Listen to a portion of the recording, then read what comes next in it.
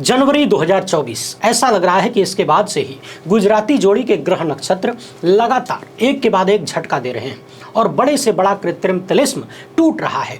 याद करिए, पहले हिंडनबर्ग का मामला, फिर इलेक्टोरल बॉन्ड का अवैध घोषित होना, पोल खुलना, फिर लोकसभा चुनाव में ऐतिहासिक झटका और उसी चुनाव से पहले तमाम भाजपाई घूम घूम के संविधान को बदलने के लिए 400 सीट मांग रहे थे। 400। मामला इतना गर्म हुआ कि बड़े से बड़े विश्वगुरु और नकली चाणक्य लोग भी सफाई देने के लिए उतर आए, मगर फिर भी जो रायता फैला था वो समेटा नहीं गया और 303 का दम भरने वाले 240 पे अटक गए, यानी अल्पमत में हो गए। इसके बावजूद विपक्ष ने जातीय जनगणना की अपनी डिमांड को बनाए रखा और इस कदर मजबूर कर दिया कि एक दशक से जो लोग इन चीजों का विरोध करते थे उन्होंने खुद ऐलान कर दिया कि ठीक है भैया, अब हम जात गिनेंगे।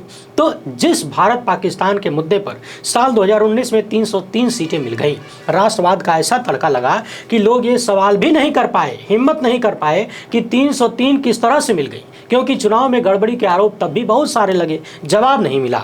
डाले गए वोट और गिने गए वोटों में बड़ा अंतर देखा गया तब भी, अब भी। लेकिन अभी का मामला यह है कि साल 2024 के लोकसभा चुनाव में जिस संविधान को बदलने का ऐलान तमाम भाजपाई कर रहे थे, उसी संविधान को जीने, उस संविधान को पूर्णतः जमीन पर उतारने की कोशिश करने वाला भारत का चीफ जस्टिस बन चुका है। जी हाँ, मैं बात कर रहा हूं नए मुख्य न्यायाधीश BR गवई की। एक संबोधन में चीफ जस्टिस ने डॉक्टर अंबेडकर, उनके संवैधानिक आदर्श और संविधान को लेकर जो बातें कही हैं, साथ ही सामाजिक और आर्थिक न्याय को लेकर जो बातें कही हैं, निश्चित ही नफरती चिंटुओं और एक खास विचारधारा के लोग इसे पचा नहीं पाएंगे।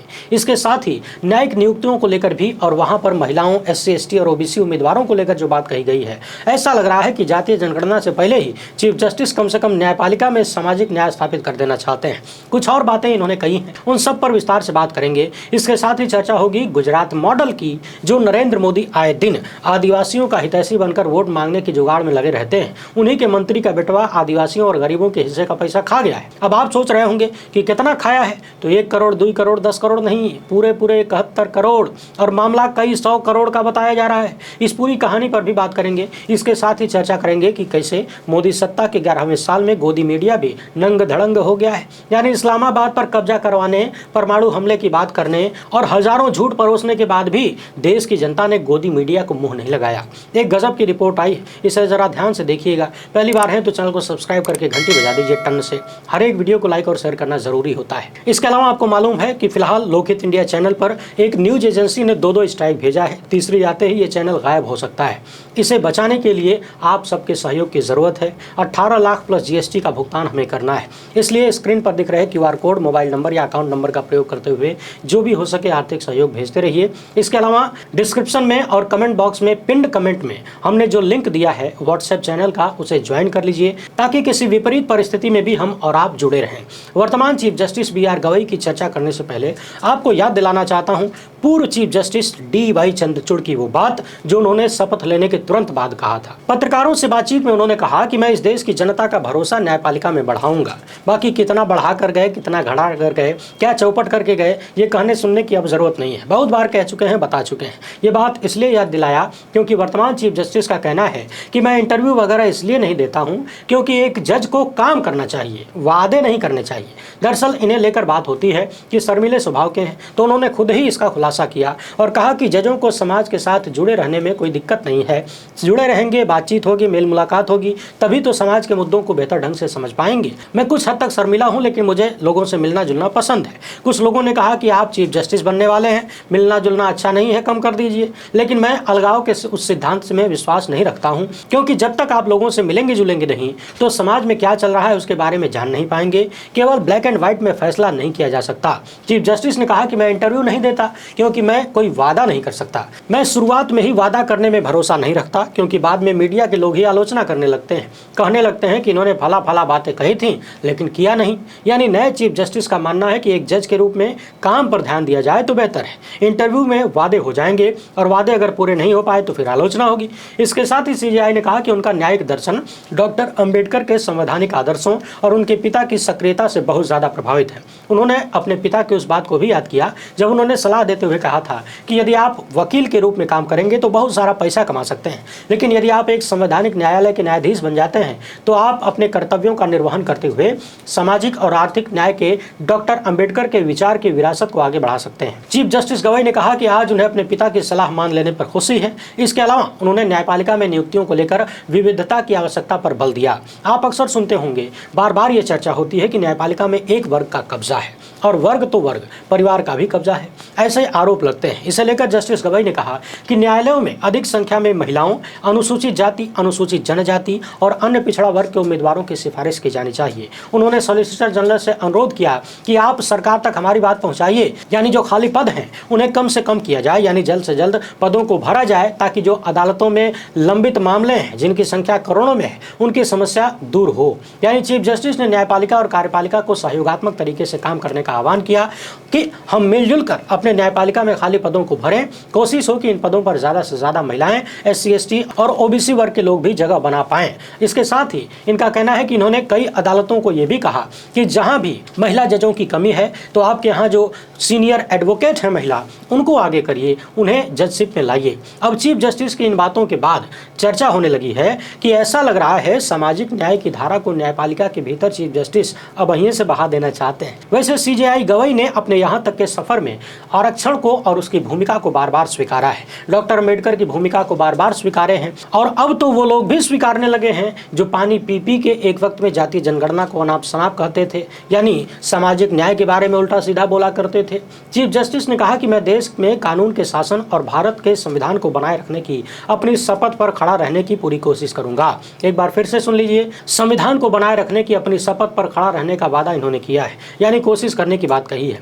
यानी बाबा साहेब और हमारे पुरखों के जिस संविधान को बदल देने की कस्में भाजपा के लोग खाते थे और कानून के शासन के धज्जियां उड़ाते थे, उन चीज़ों को ठीक करने की बात चीफ जस्टिस कह रहे हैं। अपने बुलडोजर वाले फैसले में उन्होंने कानून के शासन को बनाए रखने के अपने वादे का एक उदाहरण पूर्व में दिया भी है। वैसे देखने वाली बात यह है कि भाजपाई सत्ता के 11वें साल में बहुत सारा तिलिस्म टूट रहा है। गोदी मीडिया का तिलिस्म भी जोरों से टूटा है और ये सब कुछ हुआ देश की जनता के कारण, यानी आपके कारण। आपने गोदी मीडिया को पहचाना, उसे देखना बंद किया, उसका बायकॉट किया, यूट्यूब पर स्वतंत्र पत्रकारों के साथ आए। यही कारण है कि अलग अलग तरीकों से हम जैसों को परेशान करने का जुगाड़ निकाला जाता है। कहीं सरकार चैनल बंद करवाती है, कहीं कोई दूसरा धंधा चालू हो जाता है, मगर इसके बावजूद गोदी मीडिया को फायदा नहीं मिल रहा है। BARC इंडिया ने जो आंकड़े दिए हैं वो सच में गोदी मीडिया की खटिया खड़ी करने वाला है।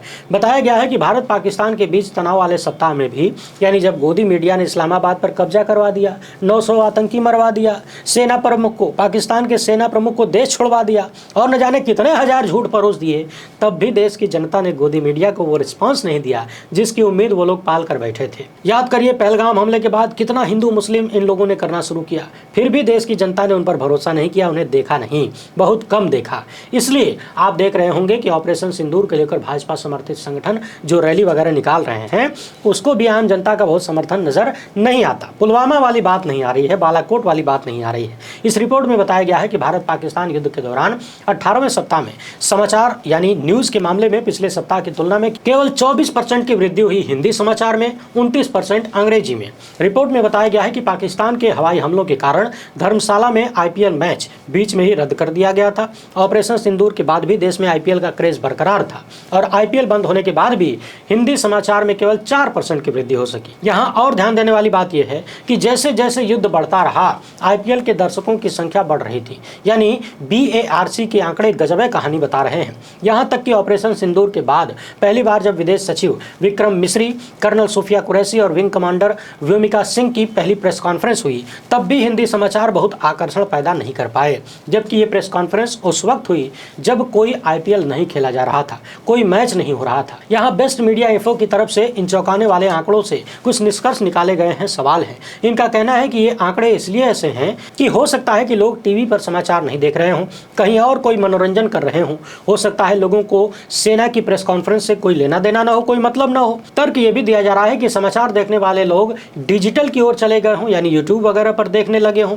हालांकि उन्होंने ये भी लिखा है कि युद्ध जैसी स्थिति में जब लोग लगातार कवरेज देखते हैं तो मोबाइल पर कंटिन्यूअस देखना थोड़ा विश्वास करने वाली बात नहीं लगती है। ज़्यादातर लोग टीवी ही देखते हैं, मगर फिर भी टीवी पर नहीं गए। इन्होंने ये भी सवाल उठाया कि क्या आप खाली खेल यानी IPL ही टीवी को जिंदा रखे हुए हैं। सवाल टीवी समाचार पर विज्ञापन दाताओं का भी है कि लोग विज्ञापन क्यों देंगे जब दर्शकें नहीं होंगे टीवी पर। यानी कुल मिलाकर अब भारत पाकिस्तान के बीच युद्ध भी गोदी मीडिया को दर्शक लाकर नहीं दे पा रहा है। वैसे अच्छा होता यदि पूरी रिसर्च की जाए कि भारत पाकिस्तान के बीच जब तनाव चल रहा था, युद्ध जैसी स्थिति थी, तो दर्शक समाचार कहां से ले रहे थे, वो किस पर भरोसा कर रहे थे, टीवी चैनलों पर कितने थे और डिजिटल मीडिया में कितने थे। शायद ऐसी कोई रिपोर्ट आए तो गोदी मीडिया की खटिया खड़ी सच में हो जाए और कच्चा चिट्ठा खुल जाए कि उनकी देश में हैसियत क्या रह गई है, जनता ने उन्हें कहां का छोड़ा है। वैसे गोदी मीडिया का कुछ हो न हो, देश की जनता का बिस्तरा गोल करने के लिए भाजपा नेता और उनके परिवारजन 24 घंटा सेवा में तत्पर हैं। खुद देखिए, गुजरात में भाजपा के मंत्री का बेटा गिरफ्तार हो गया क्योंकि उसने मनरेगा घोटाला किया, वो भी 71 करोड़ का। ये रिपोर्ट बता रही है कि महात्मा गांधी राष्ट्रीय ग्रामीण रोजगार गारंटी अधिनियम योजना में भारी अनियमितताओं से जुड़ा ये घोटाला दाहोद जिले के धनपुर और देवगढ़ बरिया तालुका से सामने आया है। वहां के डिप्टी SP ने बताया है कि बलवंत खाबड़ और तत्कालीन तालुका विकास अधिकारी दर्शन पटेल को गिरफ्तार किया गया है। आगे की जांच जारी है। आपको बता दें कि जिसे गिरफ्तार किया गया है उनके पिता राज्य के पंचायत और कृषि मंत्री बच्चू खबाड़ हैं। इन्हीं के बेटे का नाम है बलवंत खबाड़, जिन्हें पुलिस ने गिरफ्तार किया है। यानी एक बेटवा गिरफ्तार है और मंत्री जी का छोटका बेटवा फरार है। इस रिपोर्ट के अनुसार इन लोगों ने कागज पर ही फर्जी तरीके से सड़कियों बना दिया, बांध भी बना दिया और तमाम तरीके के सार्वजनिक निर्माण कर दिए, जबकि जमीन पर कुछ था ही नहीं। मनरेगा के तहत आदिवासी रोजगार के लिए जो सरकारी धन था, यानी हमारे आपके टैक्स का पैसा, उसे कथित तौर पर फर्जी जाली प्रमाण पत्र और चालानों के माध्यम से इन लोगों ने यानी भाजपाइयों ने निकाल लिया और ये पैसा मंत्री के बेटे से जुड़ी हुई कंपनियों को यानी एजेंसियों को दिया गया। यानी सोचिए, एक तरफ खबरें आती हैं कि लोगों को मनरेगा के तहत काम ही नहीं मिल रहा है, बजट नहीं है। पिछले वर्षों में खबर आई कि मनरेगा में काम करने वाले ज़्यादा हो गए, यानी काम ज़्यादा लोगों को चाहिए लेकिन काम है नहीं देने के लिए, क्योंकि सरकार के पास बजटें कम है, कम बजट दिया जा रहा है। सरकार ने उस तरह से बजट नहीं बढ़ाया। कम से कम इस बात को ध्यान रखना चाहिए कि भाजपा मंत्री का बेटा जब अकेले 71 करोड़ खाएगा तो बजटवा बढ़ा देते, कम से कम अपने मंत्री के बेटे के लिए तो बढ़ाना चाहिए था। सोचिए, आदिवासियों के नाम पर कितनी बड़ी बड़ी डींगे हाँकी जाती हैं और यहाँ भाजपा मंत्री का बेटा अकेले 71 करोड़ डकार जाता है। इंडियन एक्सप्रेस की ये रिपोर्ट लिख रही है कि एक अनुमान के अनुसार 160 करोड़ के फर्जी दावों की जांच की जा रही है। कहीं 60 करोड़ तो कहीं 10 करोड़ के फर्जी बिलों का पता चला है और ये तो खाली शुरुआत है, क्योंकि अभी और भी तालुका जांच के दायरे में हैं। विपक्ष के नेता पहले ही इस मामले में पत्र लिखकर चेतावनी दे चुके हैं। आरोप लगाया था कि घोटाला करीब 250 करोड़ का है, मगर सरकार ने चुप्पी साध ली। बार बार कहा गया है कि इन कंपनियों को बिना जांच के सालों तक भुगतान मिलता रहा। ये गुजरात के सबसे गरीब लोगों की दिन दहाड़े लूट है। मगर आप जनता टेंशन मत लीजिए, देशभक्ति के नाम पर टैक्स भरते रहिए। 71 करोड़ क्या है जी, हमारी आबादी 140 करोड़ से ज्यादा है ना। यानी भारत के एक आदमी पर कितना पैसा आया? 50 पैसा। क्या आप राष्ट्रवाद के नाम पर, हिंदू हृदय सम्राट के नाम पर, गुजरात मॉडल के नाम पर अठन्नी नहीं दे सकते? इतनी जिम्मेदारी तो हम सब की बनती है। गजब है आप लोग। फिलहाल वीडियो पसंद आई हो तो ज़्यादा से ज़्यादा लोगों तक पहुँचाएं। पहली बार है तो चैनल को सब्सक्राइब कर लीजिए। हमसे जुड़ने के लिए बहुत बहुत धन्यवाद। चाहें